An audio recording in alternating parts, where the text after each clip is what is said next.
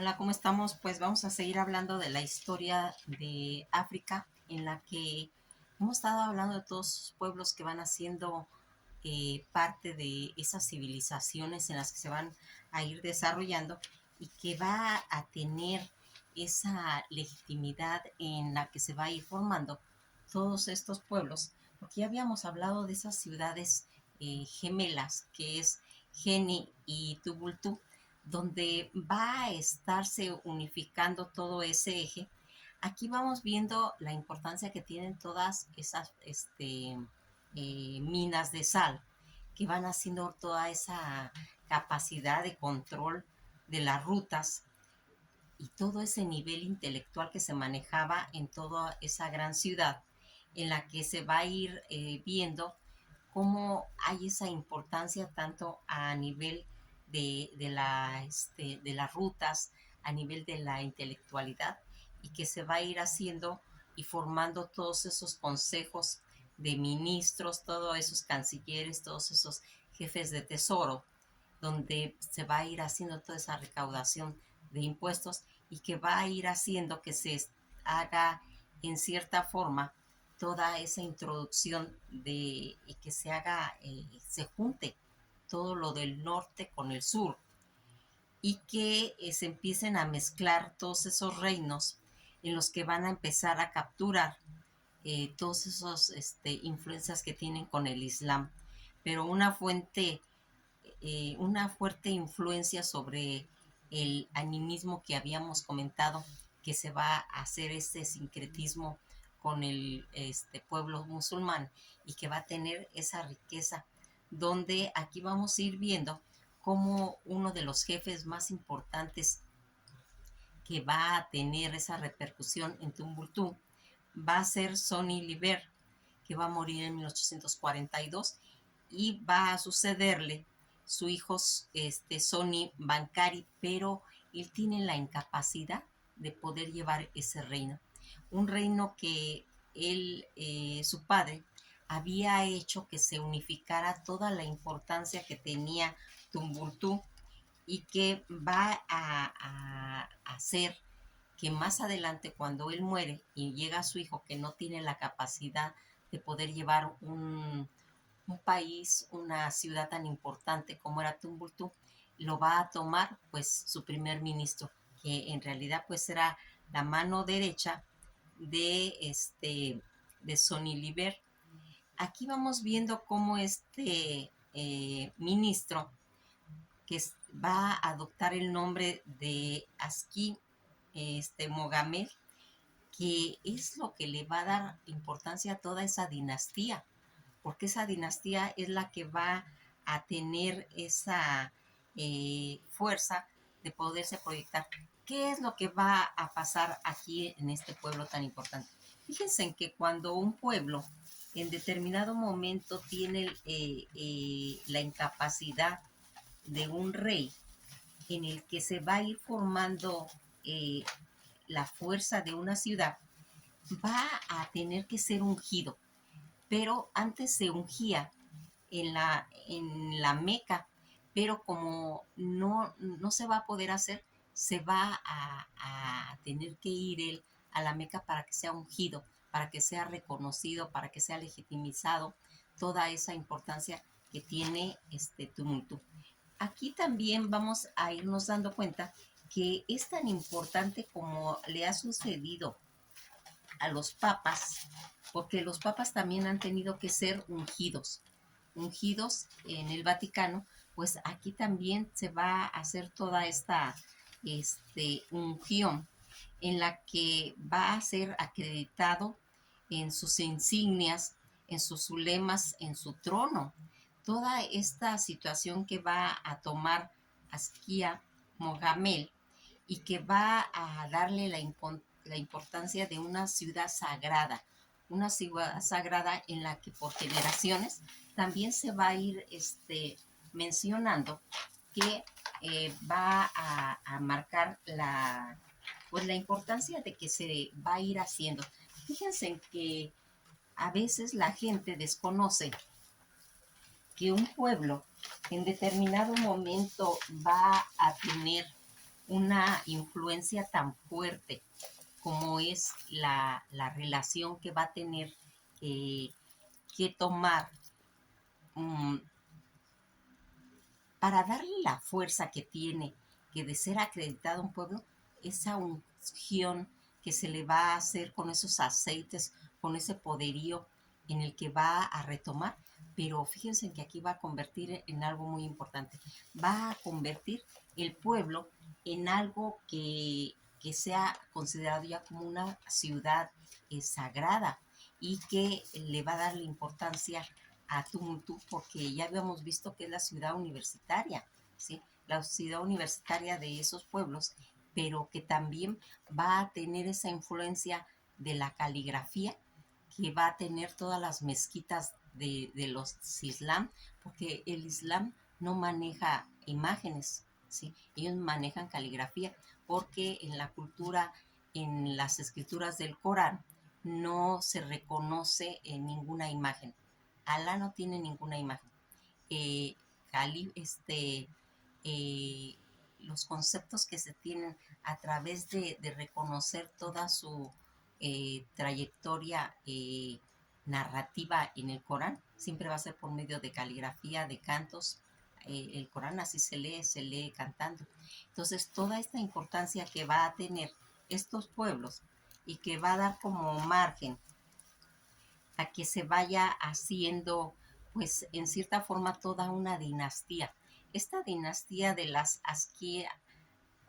que son sus hijos, Ismael, Adaú, Isaac,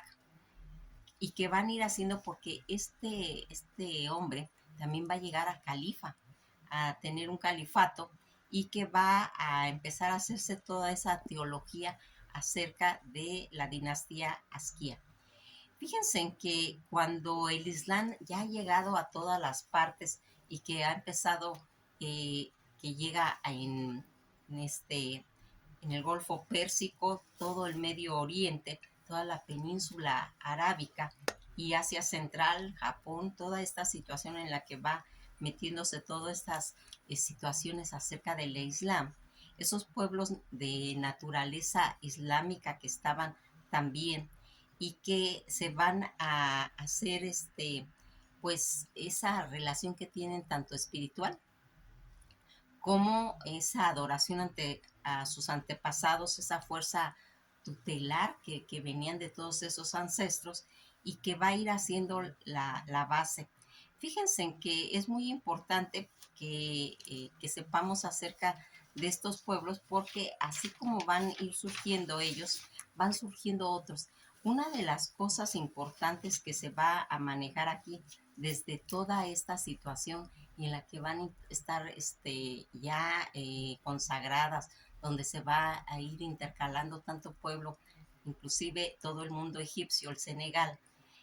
todos estos textos del Corán que tienen esa tendencia tanto al norte y al mundo subariano, y que va a ir haciendo que estas dos ciudades gemelas de Yemen y Tomultú se hagan esas ciudades sagradas. Todas estas rutas que se habían confeccionado, donde van marcando las rutas sagradas y donde se va a hacer todo ese acervo del minimismo, animismo,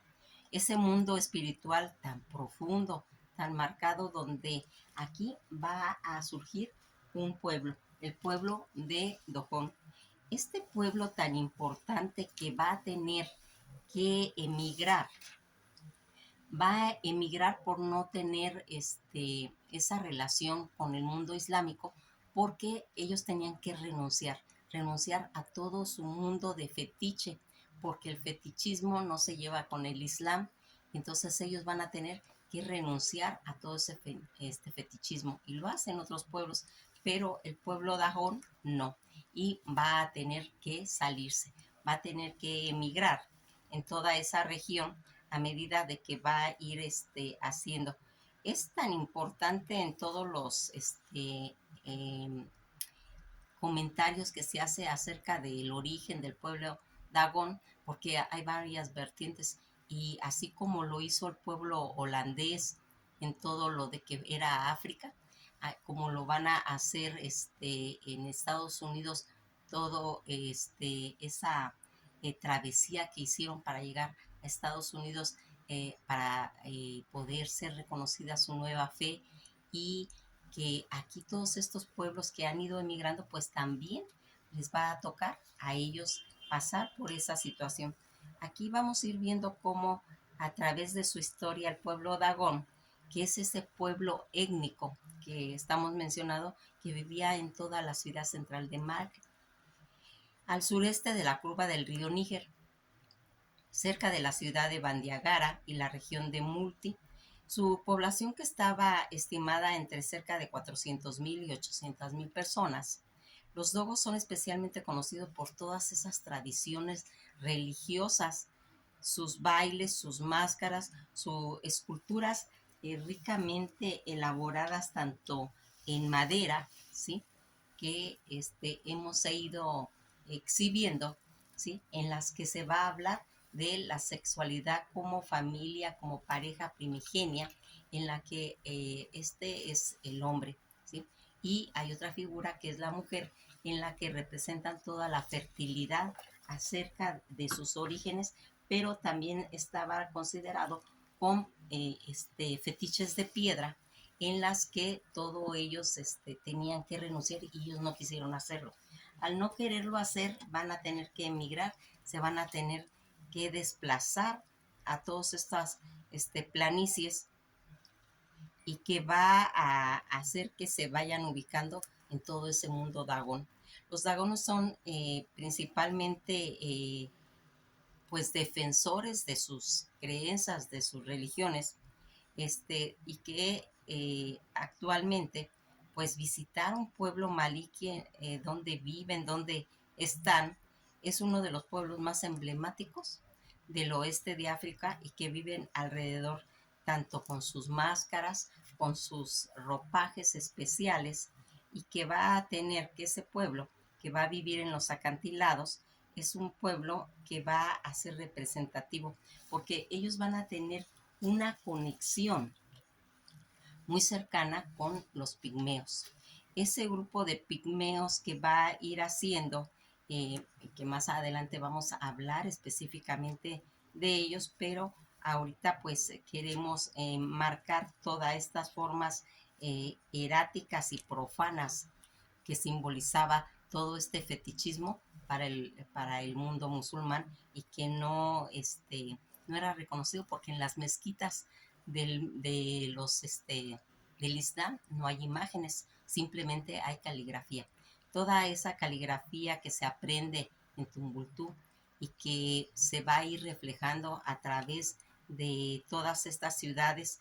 que ya habíamos dicho que había muchas ciudades que sí habían renunciado al fetichismo, como Bambara, como Telmesina, agente de Sekú, y la clave islámica, que era la que tenían que renunciar. Ellos dicen que no, ellos, nosotros vamos a defender nuestras fetiches,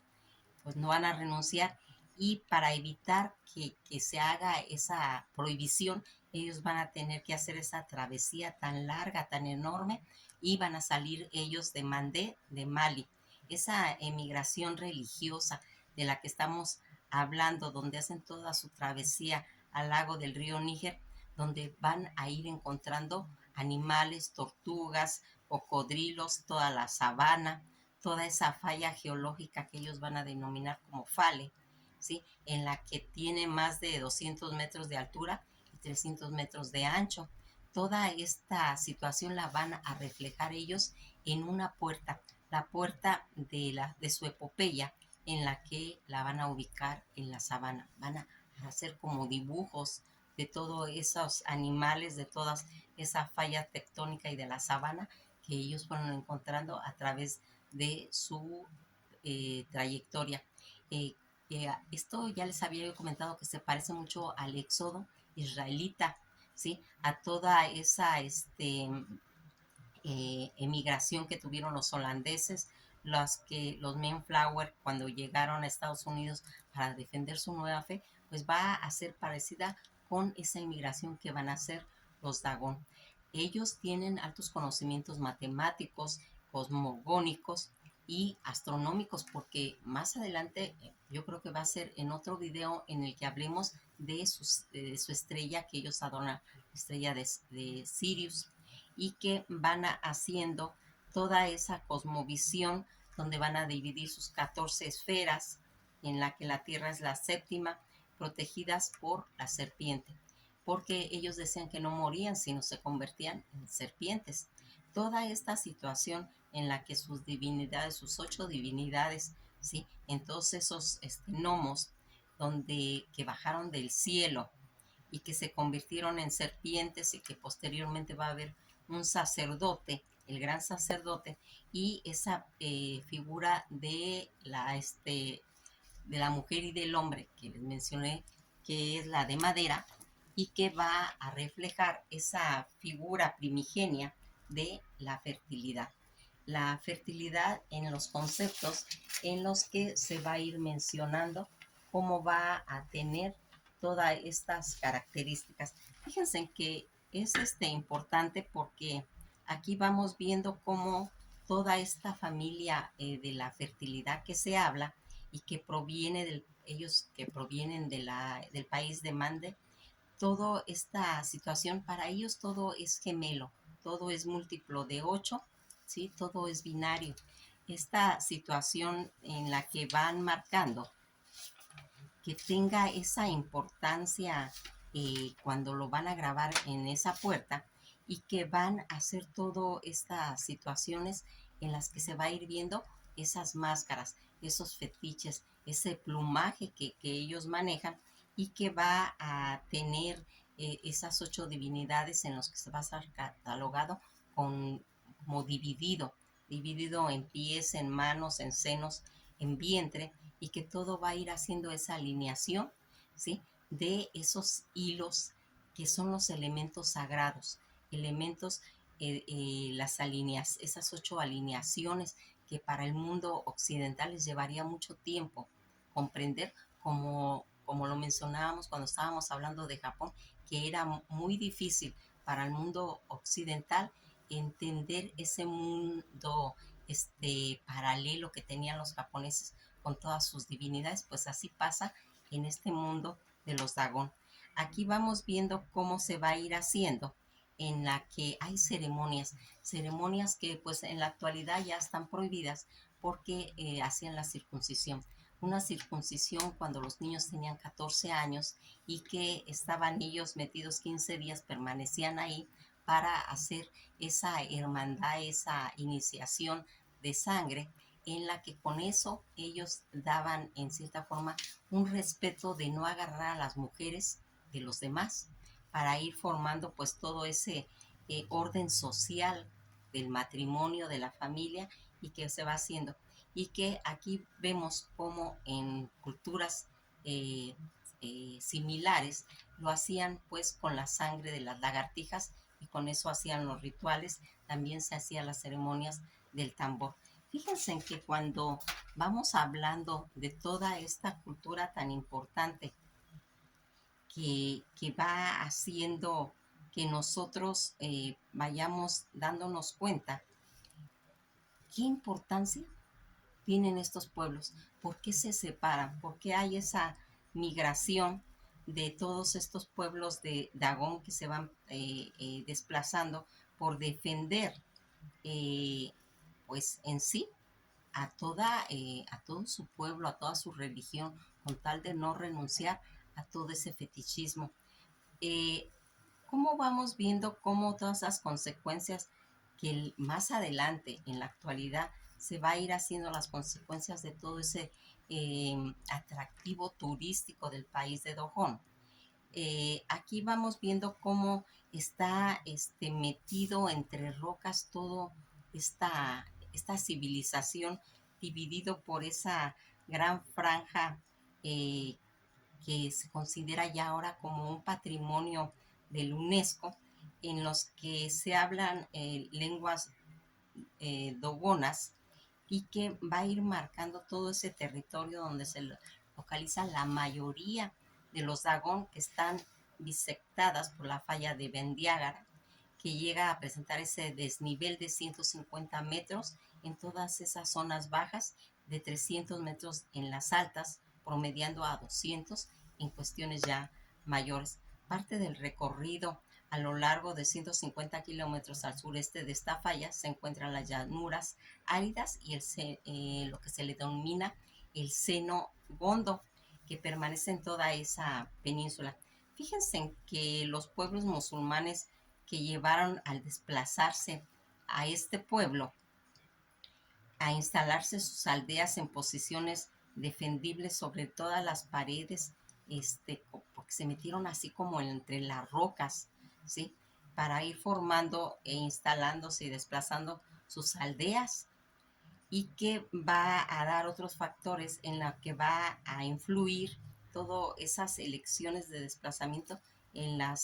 los pueblos, fue realmente el agua. El río Níger, que está cerca de la piedra areniza y que está ubicado y que nace al pie de los riscos donde ellos se ubicaron, un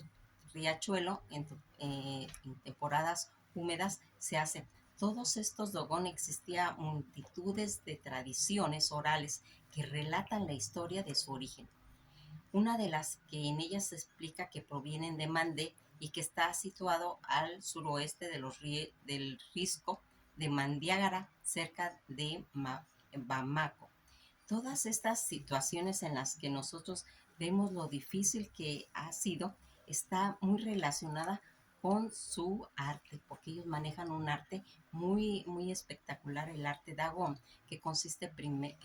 principalmente en esculturas. Esas esculturas que sus motivos giran en torno a los valores religiosos, ideales y de libertad. Las esculturas Dagón no se realizan para mostrar al público. El Dagón no se realiza y suele guardársela en sus casas, en sus santuarios, o mantenerlas con el Ogón. Esta importancia de ese sincretismo es debido a la significación simbólica que reside a través de las piezas que poseen, a través de cómo las van realizando.